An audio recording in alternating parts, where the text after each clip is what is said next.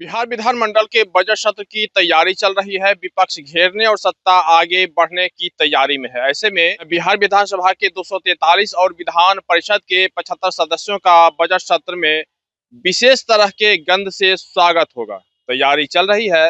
नमस्कार, आप देख रहे हैं अमर उजाला, मैं आपके साथ कृष्ण बल्लभ नारायण। फिलहाल मैं जिस जगह पे खड़ा हूँ, जहाँ पे मेरी मौजूदगी है, उसके इस तरफ रेलवे लाइन है और उसके बाद हार्डिंग रोड। इस दीवार से करीब 100 मीटर की दूरी पर बिहार विधानसभा है। देखिए, बिहार विधानमंडल के बजट सत्र में 318 सदस्यों का विशेष तरह के गंध से स्वागत कराने की कैसी राज्य सरकार की तैयारी है, वो मैं आपको दिखा रहा हूँ। बिहार विधानमंडल में 3000 से ज्यादा कर्मचारी तो पूरे साल हर कार्य दिवस पर इस गंध से दो चार होंगे। लेकिन फिलहाल बात बजट सत्र की। बजट सत्र के पहले पटना के बीच शहर में गर्दनीबाग के यारपुर में कचरा निस्तारण केंद्र बन रहा है। नगर निगम और सरकार का दावा है कि यहां से दुर्गंध नहीं आएगी, लेकिन हम आपको यहां से कुछ दूर स्थित मौजूदा कचरा निस्तारण केंद्र का भी वीडियो दिखाएंगे।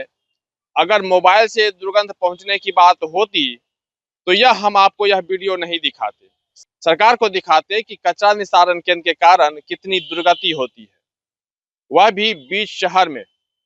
हम आपको हर तस्वीर अब दिखा रहे हैं और समझाएंगे कि किस तरह से यहाँ पे अतिक्रमण हटाया गया और क्या बन रहा है, इसके बनने के पीछे का कारण क्या है और आने वाले समय में इससे परेशानी किस तरह की होगी, हम आपको बारी बारी सब कुछ दिखा रहे हैं। गर्दनीबाग में जो कचरा निस्तारण केंद्र बनाया जा रहा है, वह यहीं से कचरा यहाँ से उठा के वहाँ ले जाया जाएगा। और यहाँ की स्थिति देखिए, हमने आपसे अभी चर्चा मैंने किया था कि जो दुर्गति है इस एरिया की, सो मैं दिखा रहा हूँ।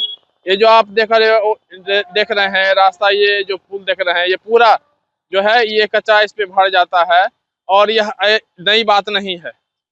अब हम आपको दिखा रहे हैं, आप जो ये जो पीछे की तस्वीर देख रहे हैं, वह रेलवे क्रॉसिंग है और उसके जस्ट उस पार विधानमंडल है, जहाँ पे अब आज के बाद यानी दो फरवरी से विधानसभा का सत्र शुरू होना है।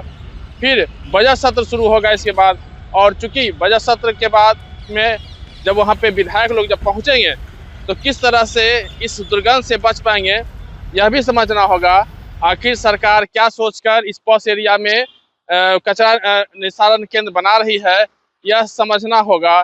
क्योंकि जिस तरह से यहाँ के अब ये जो डंप एरिया है, अभी जब लोग इससे परेशान हैं, तो फिर पॉश एरिया में जहाँ पे हमने आपको दिखाया था कि बगल में स्कूल है, इसके बाद वहाँ पे जो बड़ी बड़ी जो ऊंची ऊंची इमारतें हैं, जो आसपास जो लोग रहते हैं, आखिर वो कैसे रह पाएंगे, यह भी समझना होगा। हालांकि सरकार का कहना है कि उस पर कि वहाँ दुर्गंध नहीं होगी, लेकिन आप खुद अंदाजा लगाइए कि क्या यह मुमकिन है कि कचरा वहाँ पे कचरा से भरी जब गाड़ियाँ वहाँ पे लगेंगी तो क्या आसपास वो दुर्गंध नहीं होगा, ये समझना होगा।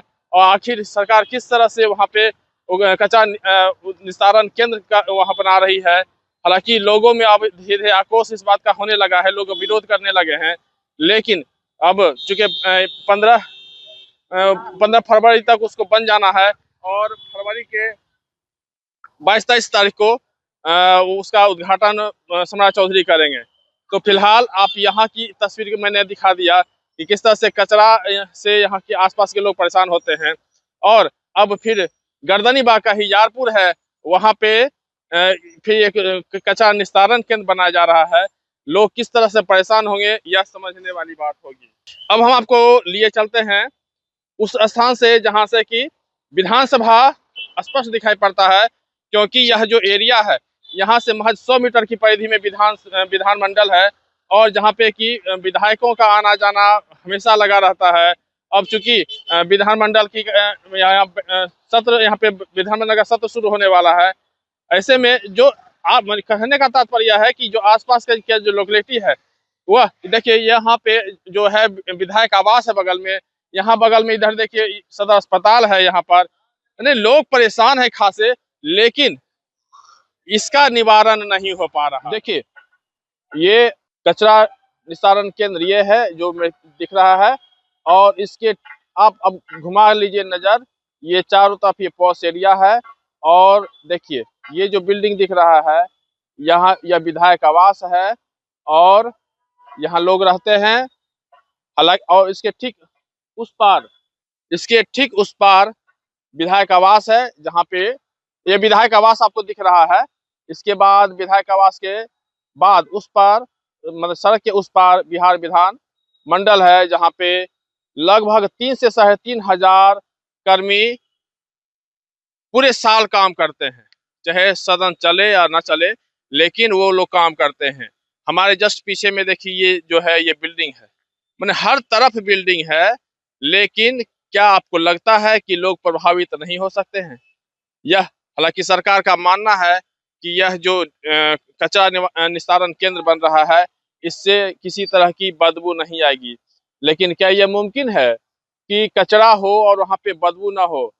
कहीं का रखा हुआ कचरा, ढेर सारा कचरा हो और उसको लाके यहाँ पे लाया जाए, गाड़ियों पर ये वो कचरे लदे होंगे। हालांकि यहाँ पे जो हमने बात किया तो उन्होंने कहा कि कचरा यहाँ डंप नहीं होगा, गाड़ियां आएंगी और सीधे मशीन में डालेंगी। लेकिन तो क्या मुमकिन है कि यहाँ पे गाड़ियां खड़ी नहीं होगी? आखिर कचरे से जो भरी जो गाड़ियां होंगी वह यहाँ पे लगी तो होंगी सड़क पे एक तरफ से। हालांकि अभी अतिक्रमण हटाया गया, अतिक्रमण हटाना चूंकि हाई कोर्ट का आदेश है, ये अच्छी बात है।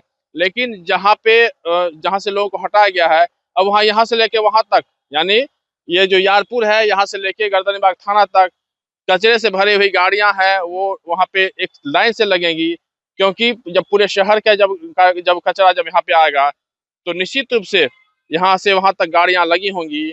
और ये जो ये आप मैं एरिया दिखा रहा हूँ, इसके जस्ट उस पार, यानी जो विधान मंडल है उसके उस पार है, सड़क के उस पार है।